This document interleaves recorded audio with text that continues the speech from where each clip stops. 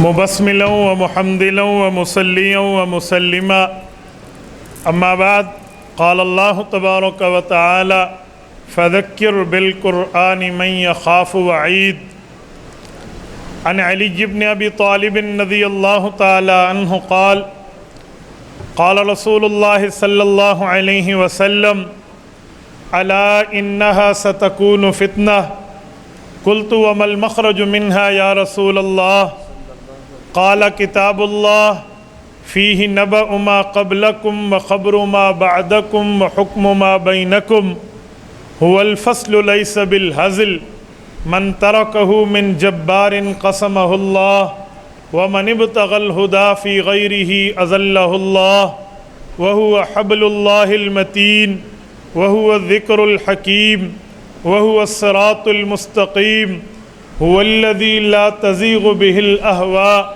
ولا تلتبس به الألسنة ولا يشبع منه العلماء ولا يخلق عن كثرة الرد ولا ينقضي عجائبه هو الذي إذ سمعته الجن حتى قالوا إنا سمعنا قرآنا عجبا يهدي إلى الرشد فآمنا به من قال به صدق ومن عمل به أجر ومن حكم به عدل ومن دعا إليه هدي إلى صراط مستقيم رواه الإمام الهمام الترمذي في جامعه صدق الله العظيم وبلغنا رسوله النبي الأمي الكريم۔ معزز دوستو، آج 23 اپریل 2021 بروز جمعۃ المبارک ہے۔ ڈیرہ اسماعیل خان سٹی میں لبرٹی پلازا قاری محمد خالد گنگوہی برادر عزیز بھائی محمد سہیل ان کی دعوت پرخلوص پر میں آپ کی خدمت میں موجود ہوں۔ میرے دوستو، ختم قرآن کی تقریب ہے تو قرآن کریم وہ کتاب ہے جو درس انقلاب ہے۔ قرآن کریم نازل ہوا ہے اور اس کے نزول نے انقلاب کی راہ ہموار کی ہے۔ قرآن کریم سے پہلے جو لوگ چھوٹی چھوٹی چیزوں پر لڑنے، جھگڑنے اور سالوں تک جنگ لڑنے والے تھے، وہ بھائی بھائی بن گئے۔ سورت نمبر 3 سورت آل عمران آیت نمبر 104، 105، 106 چوتھے پارے کا دوسرا صفحہ ہے۔ رب کائنات ارشاد فرماتے ہیں وَاعْتَصِمُوا بِحَبْلِ اللَّهِ جَمِيعًا وَلَا تَفَرَّقُوا وَاذْكُرُوا نِعْمَةَ اللَّهِ عَلَيْكُمْ إِذْ كُنْتُمْ أَعْدَاءً فَأَلَّفَ بَيْنَ قُلُوبِكُمْ فَأَصْبَحْتُمْ بِنِعْمَتِهِ إِخْوَانًا کہ اسلام سے پہلے یہ معاملہ تھا کہ لوگ ایک دوسرے کے دشمن تھے، دشمنی سالوں سے چلی اور سالوں تک جاری رہی، لیکن جب اسلام آیا تو وہ دشمن آپس میں بھائی بھائی بن گئے۔ حضور پاک صلی اللہ علیہ وآلہ وسلم کی بعثت سے پہلے عرب کی ایک جنگ رہی ہے جسے جنگ بعاث یا بعاث کہتے ہیں۔ یہ 120 سال تک لڑی جانے والی جاہلیت کی وہ جنگ ہے جو ایک کتے اور بلی کی موت سے شروع ہوئی تھی۔ ایک شہد بیچنے والا ایک جگہ شہد بیچ رہا، شہد کے چند قطرے نیچے گرے ہیں، بلی چاٹنے لگی ہے تو کتے نے بلی کی گردن کو دبوچ لیا۔ بلی کے مالک نے کتے کے مالک کو کہا بھی اپنے کتے کو روک۔ اسی اثناء میں کہ وہ روک پاتا نہ روک پایا، اس نے بلی کی گردن کو توڑ دیا اور بلی مر گئی۔ تو بلی کے مالک نے کتے کے مالک کی گردن کو کاٹ دیا۔ یہ جنگ چلی اور نسل در نسل چلی، 120 سال تک چلی ہے، جس میں کئی نسلیں کام آئیں۔ لیکن جب رسالت مآب صلی اللہ علیہ وسلم کی بعثت ہوئی ہے، اللہ کے رسول دنیا میں تشریف لائے ہیں، قرآن کریم کا نزول شروع ہوا ہے اور قرآن کتاب ہدایت بن کے اترا ہے، تو قرآن کہتے ہیں فَاذْكُرُوا نِعْمَةَ اللَّهِ عَلَيْكُمْ، تم وہ وقت یاد کرو اللہ پاک نے تمہارے اوپر یوں نعمت کی، اِذْ كُنْتُمْ أَعْدَاء، تمہاری نسلیں ایک دوسرے کی دشمن تھی، فَأَلَّفَ بَيْنَ قُلُوبِكُمْ، رب نے تمہارے درمیان وہ محبت کے سمندر بہا دیے ہیں، فَأَصْبَحْتُمْ بِنِعْمَتِهِ إِخْوَانًا، اب دنیا تمہیں جدا کرے بھی تو نہیں کر سکتی، تم بھائی بھائی بن چکے ہو۔ یہ قرآن کریم کا درس انقلاب ہے۔ یہ کلام اللہ کی وجہ سے وہ جنگیں بھی ختم ہوئیں، لڑائیاں بھی ختم ہوئیں، تعصب اور جاہلیت کی بنیاد پر لڑی جانے والی یہ تمام کارروائیوں کا روک تھام اس کلام اللہ نے کیا ہے۔ میرے دوستو، قرآن کریم عربی زبان میں اللہ رب العزت نے نازل فرمایا، صحابہ کرام بھی عربی زبان کے ماہر تھے۔ اگر ایک بندہ صاحب زبان ہو، جو زبان اس کی مادری زبان ہو، تو اس کو اس کی مادری زبان میں بات کہہ دو، سمجھانے کے لیے ضرورت نہیں پڑتی، ساتھ سمجھانے کے لیے وضاحت اور تشریح کی ضرورت نہیں ہے۔ ہم اس سے اس کی مادری زبان میں بات کر رہے، کسی پختون سے پشتو میں بات کرو، سمجھانے کی ضرورت نہیں رہتی، اردو دان سے اردو میں گفتگو کرو، وضاحت کی ضرورت نہیں رہتی۔ اسی طرح اس کی زبان میں اس سے بات کریں، تشریح ضرورت نہیں ہوتی۔ قرآن کریم عربی زبان میں اترا، صحابہ کرام بھی عربی تھے، پھر کیا ضرورت آئی کہ اللہ نے ساتھ رسول اللہ صلی اللہ علیہ وسلم کو بھیجا ہے؟ بابا قرآن عربی تھا، صحابہ کرام کی بول چال عربی تھی، قرآن ان پر اترتا وہ سمجھ جاتے، پھر اللہ نے حضور پاک کو ساتھ کیوں بھیجا ہے؟ اس کی وجہ قرآن کریم خود بتاتا ہے، فرمایا وَأَنزَلْنَا إِلَيْكَ الذِّكْرَ لِتُبَيِّنَ لِلنَّاسِ مَا نُزِّلَ إِلَيْهِمْ۔ محبوبم، قرآن ان پہ اترا ہے، اور اس قرآن میں کیا لکھا ہے؟ اس قرآن کی آیات کا مفہوم کیا ہے؟ اس قرآن کی صورتوں کا مطلب کیا ہے؟ اس وحی کی ایکسپلینیشن اور وضاحت کیا ہے؟ یہ آپ سمجھتے ہیں، آپ کے علم میں ہے۔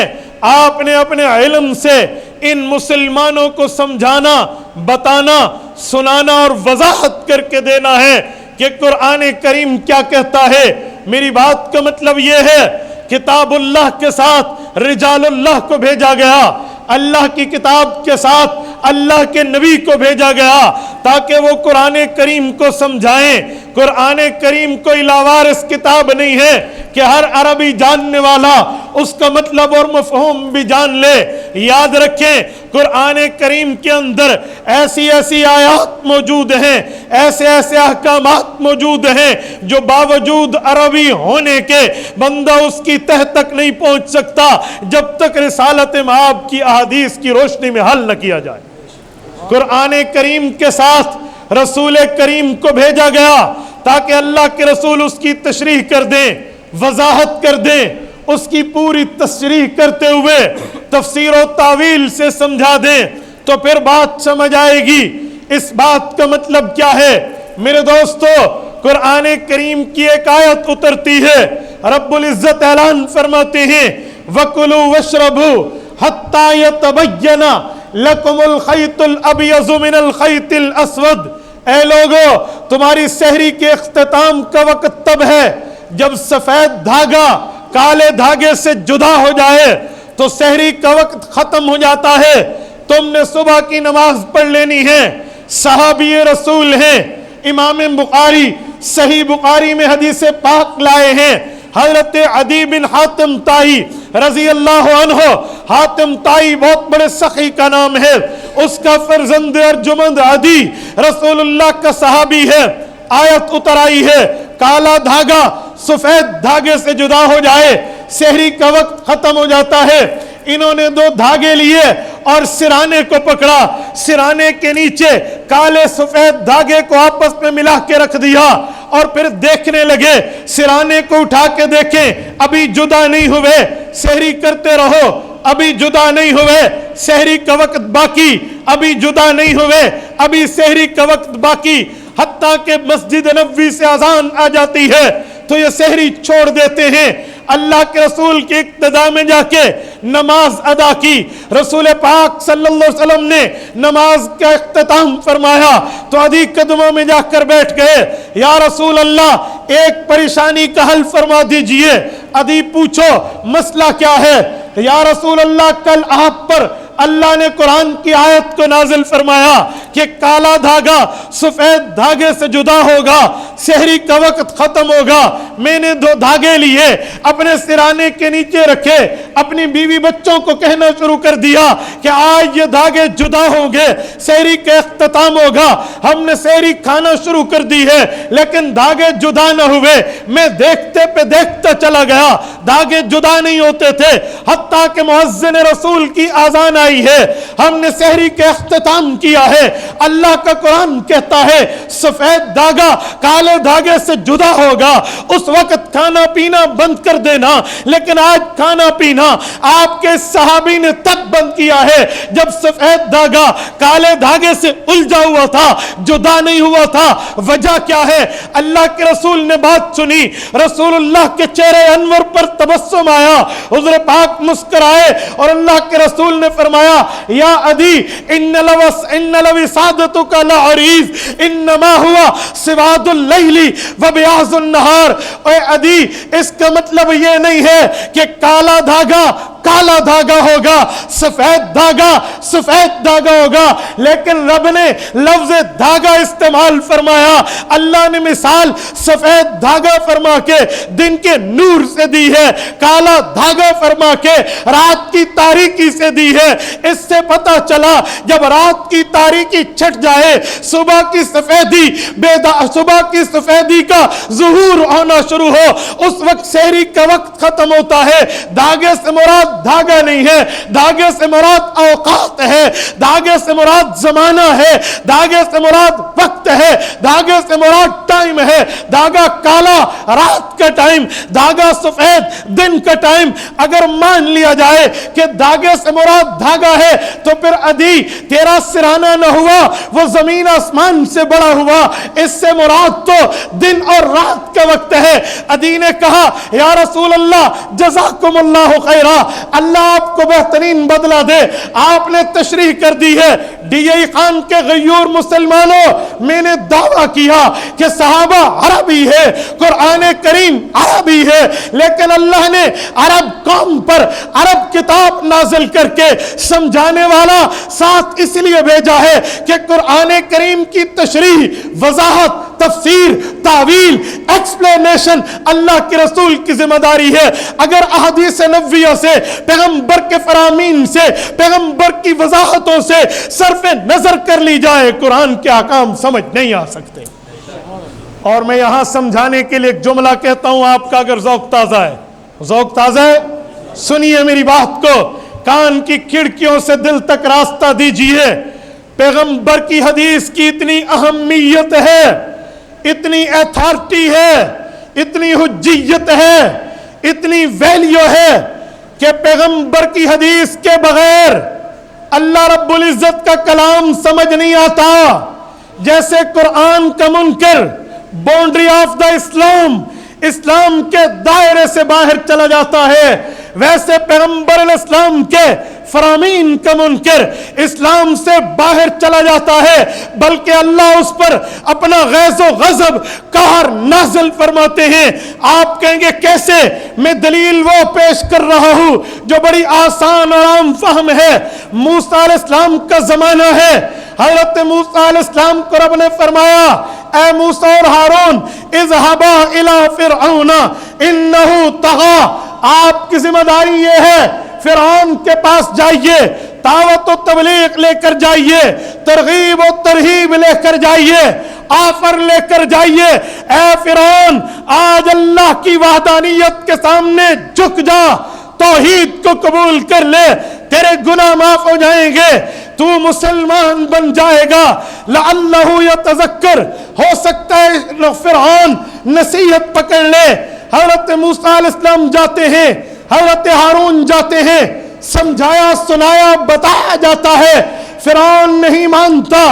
آخر جب اس کی سرکشی حد سے بڑی، اس کا ظلم حد سے بڑا، بربریت حد سے بڑی، جب اس نے حدود کو کراس کیا تو رب العزت فرماتے ہیں ہم نے فرعون کو پانی کے اندر ڈبو دیا، فغشیہم من الیم ما غشیہم، ہم نے بحیرہ کلزم کو کم کیا، پانی آج یوں نہیں چلنا، رک جا، قوم موسیٰ گزرے گی، ایک نہیں 12 قومیں گزرے گی، 12 راستے بن جاؤ، 12 راستے بن گئے، پانی ٹھہر گیا، قوم موسیٰ گزری، تعاقب کرنے کے لیے فرعون فرعونیوں کے ساتھ آیا.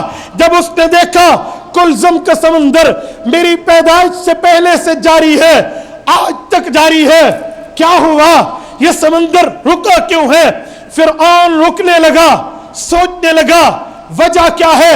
اتنے میں حامان اس کے وزیر نے فرعون کو کہا جناب من پریشان کیوں ہو؟ اس نے کہا سمندر کیوں رک گیا، پانی کیوں رکا، آج تک تو نہیں رکا تھا. کہا جی آپ کے لیے رکا ہے، آپ کی سلطنت، آپ کی حکومت، آپ کی طاقت و عزت کو سلامی دینے کے لیے یہ پانی رکا ہے. چل گھوڑا اندر ڈالیے. فرعون نے گھوڑا اندر ڈالا، فرعونی پیچھے ہوئے.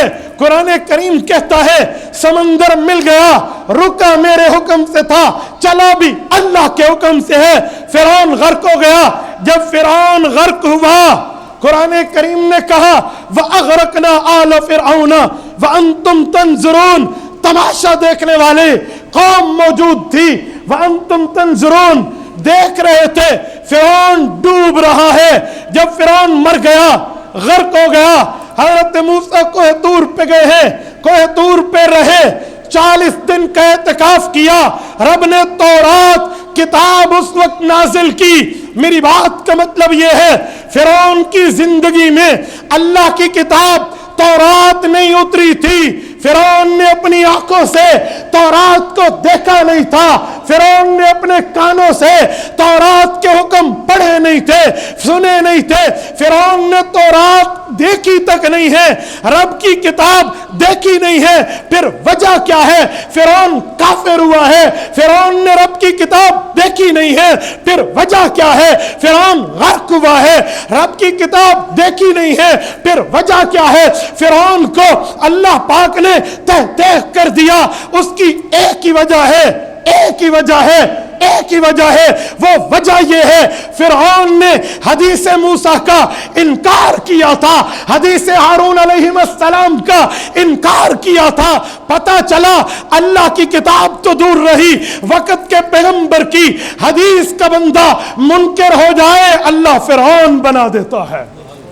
قرآن تو بہت دور رہا، کتاب اللہ تو بہت دور رہی، فرعون حدیث موسیٰ کے انکار پہ ڈوبا ہے. اس سے سمجھ آیا قرآن کریم کو سمجھیں گے پیغمبر کی فرامین کی شکل میں سمجھیں گے، قرآن کریم کو سمجھیں گے حضور پاک کی حدیث کی تشریح میں سمجھیں گے. میں مبارکباد دیتا ہوں ان بچوں کو جنہوں نے یہاں اللہ کی کتاب کا ختم کیا، جنہوں نے پڑھایا، جنہوں نے پڑھوایا، جو والدین سبب بنے، یہ سارے مبارکباد کے مستحق ہیں. لیکن میری گزارش ہے ان کے پیرنٹس سے، میری گزارش ہے، دست بستہ استدعا ہے ان بزرگوں سے کہ اپنی اولاد کو صرف حفظ تک محدود نہ رکھیے، انہیں علم دین کے تاج سے تاج ور کیجئے، انہیں احادیث کے علوم سے بہرہ ور کیجئے، تاکہ آپ کی اولاد جیسے قرآن سنا کر آپ کے دل کو ٹھنڈا کر رہی ہے، ویسے قرآن کیا کہتا ہے احادیث کی روشنی میں آپ کے ایمان کو بھی جلا بخشے. ہمیں چاہیے ہم اپنی اولاد کو علم دین کی طرف لگائیں، حفظ کی طرف لگائیں. اور یہاں ایک گلہ کرتے ہوئے کہوں گا، ایک عجیب روش ہے آج کل لوگوں میں، اگر ترغیب دیں، بتائیں بھائی اپنی اولاد کو دین پڑھا لے، دین پہ لے آ، عالم بنا دے، تو وہ ایک سوال کرتے ہیں، کہتے ہیں ہم عالم بنانے پہ تو تیار ہیں، ہم مولوی بنانے پہ تو تیار ہیں، لیکن ہمارا سوال ہے ہمارا بیٹا کھائے گا کہاں سے؟ کھاسی کتھو صاحب، از مولوی تو بڑے نہیں ہیں، کھائے گا کہاں سے؟ ایک منٹ اس بات کو یہاں رکھ دیں، ایک ڈبہ اور کھولتے ہیں. جب کھانے کی باری آتی ہے کم کون کھاتا ہے، زیادہ کون کھاتا ہے؟ تو ہر بندے کی زبان پہ ہوتا ہے زیادہ کون کھاتا ہے؟ مولوی. دیکھو میرے کہنے سے پہلے آپ بول اٹھے، مولوی زیادہ کھاتا ہے. میں نے کہا بھائی یہ دو باتیں اکٹھی ہو سکتی ہیں؟ بھی کھاتا زیادہ مولوی ہے تو پھر بچوں کو مولوی بنا لو. ادھر کہتے ہیں کھائے گا کہاں سے، ادھر کہتے ہیں جی مولوی کھاتا زیادہ ہے. سنو میرے بھائیو، آپ اپنی اولاد کو عالم بنائیے، خدا کی قسم رزق اس کے پیچھے پیچھے چلے گا. یہ کیسی بات ہے یار، یہ کیسی بات ہے؟ سنو، میں کالج یونیورسٹی کی تعلیم و ایجوکیشن کا مخالف نہیں ہوں، میں نے پڑھا ہے، ٹاپ کر کے پڑھا اور پڑھنا چاہیے، میں انکاری نہیں ہوں، لیکن وہ اس وقت تک تعلیم فائدہ دے گی جب تک یہ آنکھ کھلی ہے، دل دھڑک رہا ہے، نبض چل رہی ہے، سانس جاری ہے۔ لیکن یہ کتاب، یہ علوم، یہ شریعت و دین، قرآن و حدیث آپ کو اس وقت بھی فائدہ دے گی جب آپ کی آنکھ بند ہو کے قبر میں جا چکے ہوں گے۔ آپ کی دنیا بھی بہتر، آپ کی آخرت بھی بہتر، صرف اپنی نہیں، والدین کی بھی، فیملی ممبرز کی بھی۔ سیدنا حیدر کرار رضی اللہ عنہ کی حدیث ہے، اللہ کے رسول نے فرمایا عشرۃ من اہل بیتہ کلہم وجبت علیہ النار۔ حافظ قرآن کے خاندان کے 10 آدمی جن کا نام جہنم کی رجسٹر میں لکھا جا چکا ہوگا، حافظ قرآن کو اس بات کی اجازت دی جائے گی، جاؤ اور اپنے خاندان میں سے 10 بندے چن کے لاؤ جو کنفرم جہنمی ہوں، اللہ فرما رہا ہے میں اسے کنفرم جنتی بنا دوں گا۔ یہ ایسا فائدہ ہے۔ اور رسول اکرم صلی اللہ علیہ وسلم نے فرمایا، حضرت معاذ جونی رضی اللہ عنہ کی روایت ہے، البس والداہ تاجا یوم القیامت ضوءہ احسن من ضوء الشمس۔ یہ دیکھو، یہ ایک گلاس ہے، اس گلاس میں پانی بھرا جاتا ہے، جب پانی سے ایک گلاس بھر جائے گا تو یہ گلاس بہنے لگے گا، پھر اس کے پانی سے دائیں بائیں پانی پہنچے گا۔ کیوں؟ اس میں پانی زیادہ ہو گیا۔ حافظ قرآن کا فیض اتنا ہے، جب یہ حفظ کر لیتا ہے اس کا فیض اس سے نکلنا شروع ہوتا ہے، پھوٹنا شروع ہوتا ہے، اور قیامت تک پھوٹے گا۔ کہاں تک پھوٹے گا؟ فرمایا جب ماں باپ کے سر پر ایسا تاج سجے گا جس کی روشنی سورج کی روشنی کو ماند کر دے گی۔ احسن من ضوء الشمس، حسین نہیں احسن کا ہے۔ احسن عربی زبان میں اس میں تفضیل ہے، اس انگلش میں کہتے ہیں سپرلیٹو ڈگری ورلڈ، اس سے بڑا لفظ نہیں ہے۔ اس سے جتنی روشنی جو سورج کی روشنی بھی اس کے سامنے کچھ نہیں ہے۔ یہ اتنا فیض حافظ کو ملے گا، تو اپنی اولادوں کو قرآن بھی پڑھائیں اور قرآن بھی سمجھائیں تاکہ وہ آپ کی آخرت بھی درست کرے، آپ کی دنیا بھی درست کرے۔ اللہ آپ کو اور ہمیں صراط مستقیم عطا فرمائے، قرآن اور حدیث پاک کا فیض عطا فرمائے۔ اقول قولی ھذا واستغفر اللہ وآخر دعوانا ان الحمد للہ رب العالمین۔ إلهي واسع الكرم ورب البيت والحرم إليك أتيت